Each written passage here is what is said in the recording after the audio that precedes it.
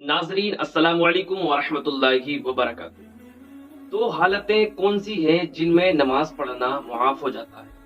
यानी कि ऐसी दो हालतें हैं जिनके अंदर नमाज पढ़ना मुआफ हो जाता है। वो कौन सी हालतें हैं? बड़े ध्यान के साथ सुने, बड़ी तवज्जो के साथ सुने। देखिए, नमाज तो बहरहाल किसी पर मुआफ नहीं है, क्योंकि नमाज क्या है, अफजलुल इबादत है। अगर आपको इतनी तकलीफ है, इतनी बीमारी है कि अगर आप खड़े होकर नमाज नहीं पढ़ सकते हैं, तो प्यारे भाई आप बैठकर नमाज पढ़ सकते हैं। अगर बैठकर भी आप नमाज अदा नहीं कर सकते, तो आप अपनी आंखों के इशारे से नमाज पढ़ सकते हैं। नमाज मुआफ नहीं है। लेकिन दो सूरतें ऐसी हैं कि जिनमें नमाज मुआफ हो जाती है।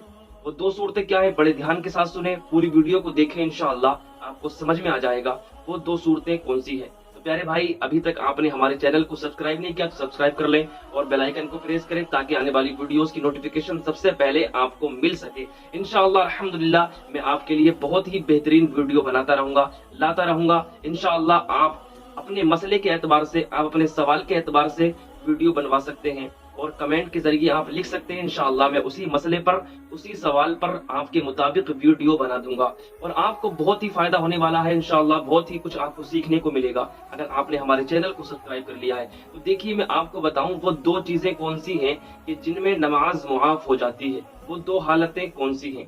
पहली सूरत ये है कि अगर कोई शख्स इतना बेहोश रहा, उस पर इतनी गशी तारी रही, अगर वो 24 घंटे से पहले पहले वो सही हो जाता है, उसकी बेहोशी दुरुस्त हो जाती है, तो जितनी भी नमाजें बेहोशी के आलम में गुजरी हैं उनकी कज़ा करेगा, उनको दोबारा उनको पढ़ेगा।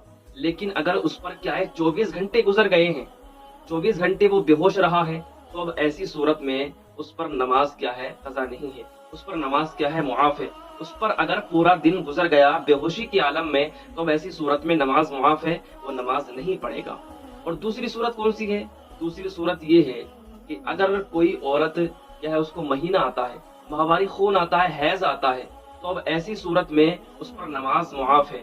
लेकिन अगर क्या है, इसमें एक भाई ने सवाल किया था कि वो लेडीज जिसको क्या है, हैज आता है, ऐसी सूरत में नमाज तो मुआफ हो जाती है लेकिन रोजा मुआफ नहीं होता है। अगर आपने रोजा रखा और रोजे के अंदर, रोजे की हालत में आपको क्या है, हैज आ गया, तो अब ऐसी सूरत में रोजे की कज़ा करना लाजिम है। रोजा आपको रखना जरूरी है, लेकिन क्या है, जो नमाजें हालत हैज में गुजर जाती हैं उनको क्या है, पढ़ना जरूरी नहीं है, वो नमाजें आप पर मुआफ हो जाती हैं। तो ऐसा क्यों?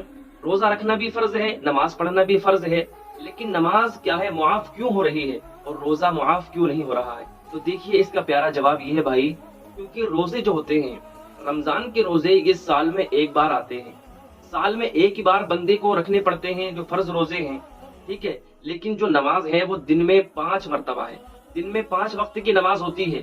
तो इंसान क्या है, जो लेडीज है, वो अगर नमाजों को अदा करेगी तो इसमें दुश्वारी ज्यादा है। 5 वक्त की नमाज हो रही है, लेकिन वो साल में एक मरतबा आ रहे हैं, तो इसलिए क्या है, रोजे साल में एक मरतबा मिलते हैं, तो उसमें ज्यादा दुश्वारी नहीं है और उसे रखने का क्या है, शरीयत ने हुक्म दिया है।